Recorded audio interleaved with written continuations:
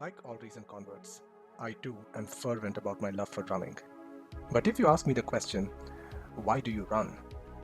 I can best explain it by paraphrasing a quote from one of my favorite racing films, Ford versus Ferrari. I call it the feeling of being alive, or as the world knows it, the runner's high.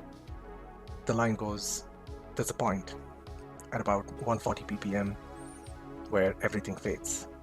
The machine becomes weightless, just disappears.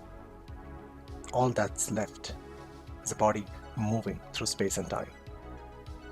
That's the feeling of being alive in its full euphoria and glory. And that's why I run. If running's a drug, then for the longest time, Nike, Adidas, Under Armour were its ultimate plug. But today we're talking about a brand that seems to have checkmated the king of athletes at its own game of selling the emotion and not the product. Tracksmith Running has been lapping the big dogs with their pronounced indie New England brand, incredible storytelling, and just using the little things to connect with their customers and elevating the brand experience. Their brand assets, campaigns, and promotions all tell the same profound story of the human competitive spirit in running. Each frame is a lesson in building a deep niche in one of the oldest sports in human history. Today, we dive into one of their campaigns that is near and dear to my heart, a series of videos 30 to 90 seconds long, dedicated to the little things that all serious runners do and enjoy, called That's Running. So, what makes it so good? Is it the stunning color correction of videos shot in beautiful New England? Is it the focus on the runner from every walk of life that has the fire of competition in them? Is it the gentle spoken word poetry that frames it all together? Let's find out. This is the Awesome Channel, where we break down the world's most remarkable and meaningful brand campaigns and understand what makes them so great. So do not forget to like, share, and subscribe for more content like this. Tracksmith is an independent running brand that celebrates the competitive spirit of runners with its high-quality apparel and accessories. Founded in 2014 in the home of one of the world's oldest marathons, they sell everything that a serious runner might need, no matter the weather. They're also the masters of articulating their purpose in multimedia and using that to foster a community of committed runners and fans. The brand rests it all on their ethos of pursuing excellence, runner obsession, sustainable sourcing, and commitment to excellence. And it seems to be paying off for them with an annual revenue of $19 million last year and growing. Which is why they live their truth of being an independent running brand from the East Coast of America that celebrates the competitive spirit that unites runners from around the world. Tracksmith Running contributes to the community through their fellowships, scholarships, and events while simultaneously positioning themselves and their products as the brand of choice for committed runners with taste. Let's talk about the target audience for a bit. Who are they going after? Running is an interesting category, as this is one of the only sports where the runner demographic is split nearly down the middle for males and females. Doesn't matter what your sex is. If you're blood and bones with a beating heart, you remember exactly how it feels in kilometer 8 of the first 10K race you ever ran. The consumer truth here is that this intense accessibility in running spawns a kind of kinship or click that transcends sex and its resulting heuristics that are used all the time in advertising. This truth poses a very important challenge or opportunity for brands to rely on something beyond just sexual identity to stir up brand affinity. A cultural truth that has emerged is that communities today are breaking demographic and generational boundaries. This is a very recent and specific transcultural concept that states that expending calories with other human beings in synchronicity is amazing. The resulting cultural truth in this context is that sports social is now a growing reality, where people are using sports and running to make connection with others. And in that reality, where running is a commune, what you run in is as important as who you run with. Coming to category truth, we have to look at them at two different levels. One at the independent brand level and another one for the big dogs. Within the first category, most other indie brands take a very product-focused approach with some story weaved into it to make them interesting and remarkable. Janji, for example, has an incredible water accessibility program. Rabbit has a pretty strong product focus. District vision is more art or luxury than e-commerce as an experience, and Say Sky, being an interesting brand also with its stories and very distinct designs, but does not have the same focus as Tracksmith does on running.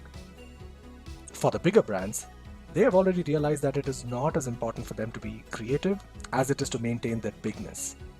As you can see, through many studies done over a period of time, brand size is considered a bigger force multiplier in ad success over even creativity. So all the old guards of athleticism, Nike, Adidas, dare I say even Under Armour, have kind of cooled off on their brand campaign quality, while the smaller independent brands are either drop-shipped garbage with amazing marketing, or functional but bland and unremarkable. The problem these smaller brands face is that they are always out-distributed and out-marketed by the bigger brands, which poses a question for indie brands like Tracksmith Running. How do they make sure that while they lose out to Nike on impressions and engagements, they win in conversions and retention? The channel truth for every brand today, especially at the indie level, is to capture the attendance of the right audience at the right time and hope to be their number one forever and ever. And that is a truth that Tracksmith understands really, really well. In context of all of these truths, Tracksmith has done a fantastic job in getting their 4-point strategy right for the That's Running campaign. Let's double-click and give it a deeper look. The problem, clearly, is that of setting Tracksmith Running apart in a niche that is as old as the word sport. Through its very distinct and consistently unique brand campaigns, content, and marketing, Tracksmith leverages running's lingua franca to reach its community. The advantage here is that Tracksmith is so solidly and unapologetically built as a brand on the story of competition in running that it gets its message across loud and clear to the right person. There is no translation or explanation required because the lingua franca kicks in and you understand. So whether you're a young father in Toronto, making a game for your kids out of your recovery stretches, or a rancher in Edmonton about to go out on a 5K trail run after your chores, when you see that video of the runner stuffing newspaper in their shoes, it hits you right in the feels, because you have done that too. Not because you're a casual, but because you're a serious runner. You've run enough number of times to know that putting balled up newspapers in your shoes after a long run keeps odor out and keeps your shoes fresh. You understand that because that is running's lingua franca. Which clearly points to the insight being the following: that you're a serious runner only when you cherish the mundane. It's the little things. You will obviously be quiet when you wake up for your morning run and your partner is still sleeping, because you learned after the first couple of times what the right level of noise is to still go about your day and not disturb them. You know how it feels to compete and complete a morning run and feel the cool wind against your sweat-drenched skin as you peel off the layers. You love the feeling of completing a run and just sitting on your porch with a bottle of water and space out. You love the feeling of when you do the little things. It's heady, almost drug-like. You do the little things, workouts, stretches, morning alarms, reps, stride repeats, before the big things, 5Ks, 10Ks, marathons. And before you know it, the little things become more special than the big thing that you've been doing them for. The solution is to create a campaign that celebrates the competitive spirit within every runner around the globe by highlighting the little things that they do to connect with their audience. Remember the channel truth for every brand being to capture the attention of the right audience at the right time and hope to be their number one forever and ever? Well, there's a way to make that happen in the human brain, thanks to systems 1 and 2. So basically, there are 2 brains or systems in every human. System 1 makes long-lasting, emotional, snap decision judgments, while the slower System 2 can construct thoughts in an orderly series of steps. Which means brands should use remarkable content to catch attention, then use that attention to form an emotional connection with their audiences, to ultimately leverage System 1 and seed the idea of deep brand affinity within the minds of their audience. The brand that can do this well will win.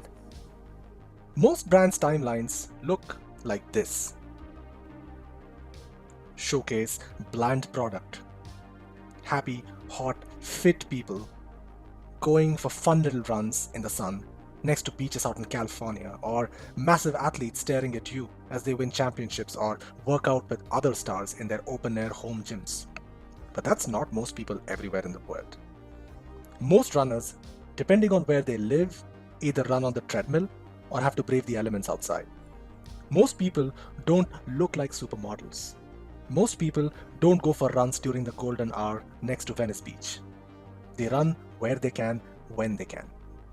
Rain, hail, or snow, serious runners only need the fire of their competitive spirit to keep them going on those workouts and long runs. On the other hand, it just takes a rifle through the vast content library by Tracksmith Running to understand why they stand out. While a casual runner may be distracted by the big stars and the bright colorways of Nike and Adidas, you outgrow them the minute you realize that they are what the average wear. Look around the athleisure-dominated world that you inhabit, and you'll see it painted in checks or stripes. The beauty of That's Running as a campaign is how every piece of brand asset is built around this crazy fringe of aspirational amateur runners, which also is a focus and approach for Tracksmith Running. Each piece of content in the campaign library rings true and hits the mark with every element that typically make an ad distinctive. The vitality of the runners that are being starred in these campaigns carries over through the rest of their day. The spoken word poetry outlining the beauty of running, lilting over soundscapes and music. The clear sense of place framed by fall in New England. The raw intimacy of seeing an athlete go through the motions as they have gone through it 1,000 times before. It filled my heart with love every time I saw those 30 to 90 second videos. I just can't get enough. And this carries over to the rest of the brand experience. Their How We Use It webpage that elevates the guided buying experience. Their lookbooks that weave stories and collections in one seamless format. Their journal blends multimedia through blog posts about everything to films that are remarkably meaningful and touching, like the story of Coach Hatim Jean-Louis, who's coaching Boston's first cross-country high school running team, or The Church of the Long Run, that follows nurse practitioner and runner Sam Roker as she goes on her usual Sunday long run in brutal conditions. Tracksmith finds every single touch point with their audience and elevates it just that little bit by infusing it with subliminals that will only appeal to a serious runner. I mean, look at this beautiful shoebox. Anyone who has run long distances can easily feel themselves drifting off in a meditative trance just by visualizing themselves running on this road in their brand new Tracksmith shoes. Other brands may be doing some version of this, but Tracksmith is diligent with its attention to detail. Sheesh. It now enjoys an almost cult-like status in North America. The no-pro approach to their brand campaigns and storytelling, the fact that they do not run after the latest technology fad, and only focus on consistent proof of work, makes it easy for them to become the brand of choice for aspirational amateurs. And this strategy paid off in a huge way for them. Revenues grew 280% between 2019 and 2022. Their participation for their flagship 5K Twilight events grew 400% at the same time. The biggest win, however, was in the 2020 Olympic trials, where 120 out of 500 starters wore Tracksmith gear.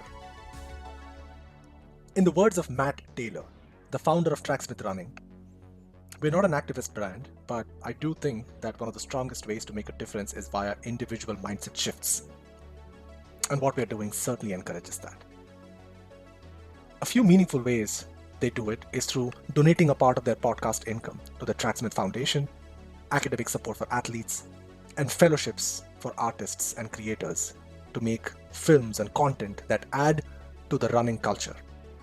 Heck, they even walk the walk by offering a $100 bonus for anyone who has set a personal record in their choice of running event and category.